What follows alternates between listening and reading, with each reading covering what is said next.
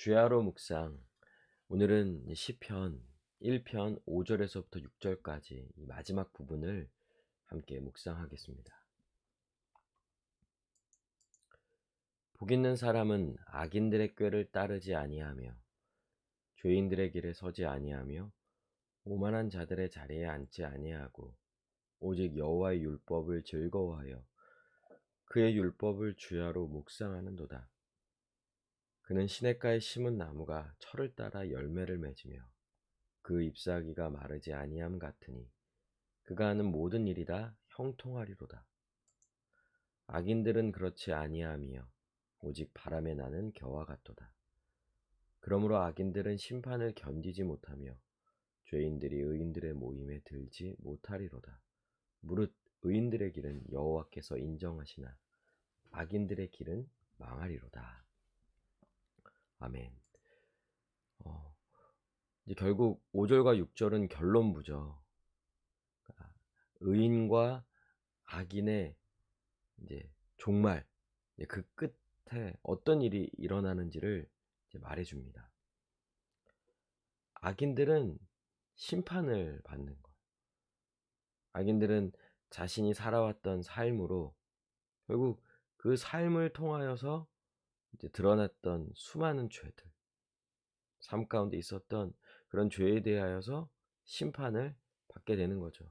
왜냐, 악인들은 율법대로 하나님의 말씀대로 살지 않았거든요. 그럼 그것에 대해서 반드시 심판을 받게 되는 거예요. 그러나 의인은 하나님께 인정을 받죠. 그러니까 의인은 하나님의 말씀대로 살았고 그 율법에 합당한 삶을 살았기에 오히려 인정을 받는 거죠. 너가 율법을 지켰다. 내 말씀대로 살았다.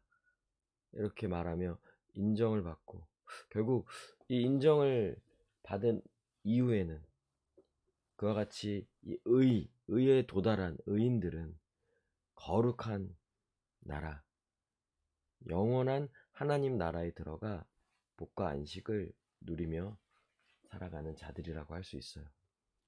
그러나 악인들은 심판의 그 결과, 결국 영원한 멸망이죠.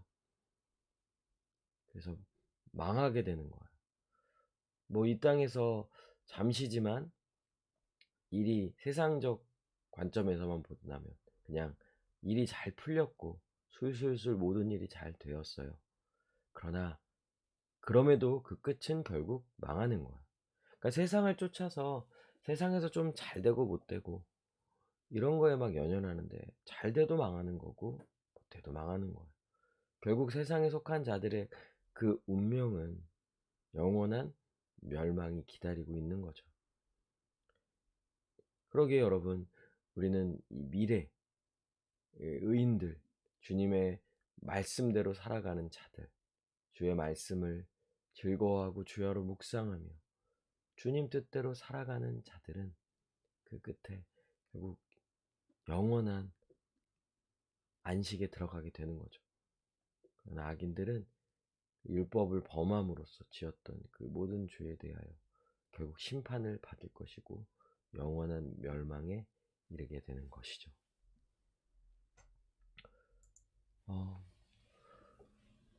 주님의 말씀대로 살아가는 자는 그 미래를 보장받기 때문에 이제 복 있는 사람인 거예요. 현재에도 복을 누리며 살아요. 현재에도 주의 말씀대로 살아가는 자는 복을 누리며 삽니다. 그러나 그것은 현재뿐만 아니라 미래를 담보하는 거예요. 현재의 삶이 미래를 결정하는 거죠. 물론 우리는 엄밀히 말하면 사실 우리도 심판의 대상일 뿐인 거죠. 우리도 주님의 뜻대로 주의 말씀대로 그 율법을 주야로 묵상하며 하나도 빠짐없이 다 지키는 삶을 살고 있습니까? 아니에요. 물론 우리는 어떻게든지 세상을 따르지 아니하고 주님의 말씀대로 살아가고자 애쓰고 노력하고 또 그렇게 주의 말씀대로 살아감으로 열매를 맺기도 하죠. 그러나 그렇지 않은 부분, 여전히 죄를 짓고 또 죄를 범하는 것이 우리 자신인 거죠. 그러나 우리는 예수 그리스도 안에서 사실 시편 1편이 말하는 그 복 있는 한 사람, 바로 우리 주 예수 그리스도죠. 그분으로 인하여, 그분을 믿음으로, 그분 안에서 우리는 그분과 함께 이 땅에서 주님의 말씀대로 살아가는 삶을 삽니다. 그러나 그것은 또한 주님 안에서 예수 그리스도를 믿음으로 우리의 미래는 보장받게 되어 있는 거예요. 우리는 예수님 안에서 의인이 되었습니다. 우리는 이제 영원한 하나님 나라에 들어가게 되는 거예요. 그리고 영원한 안식을 누리며 영원한 복, 결코 빼앗기지 않는 그 복을 받아 영원히 복된 삶을 살게 되는 거죠. 악인들은 그가 살았던 전생애를 율법으로 심판받고 영원한 형벌이 내려지는, 결국 악인들의 끝은 영원한 멸망이에요. 그러니까 우리가 오늘 어떻게 사냐? 믿음으로 사냐? 세상을 따르며 세상 속에 살아가냐? 이것을 통하여서 자신의 미래를 우리가 그려낼 수 있는 거예요. 여러분, 사람들이 또 많은 부분 이 땅에서 살아갈 때 두려워하는 건 당장 오늘에 있을 일보다 미래에 대한 불확실성이죠. 미래가 어떻게 결정되어질지, 내가 이렇게 이 길을 가면 내가 반드시 성공할 수 있는 건지 실패하게 되는 건지, 그 미래에 대한 이런 궁금증, 불안함, 염려, 이런 것들이 있는 거죠.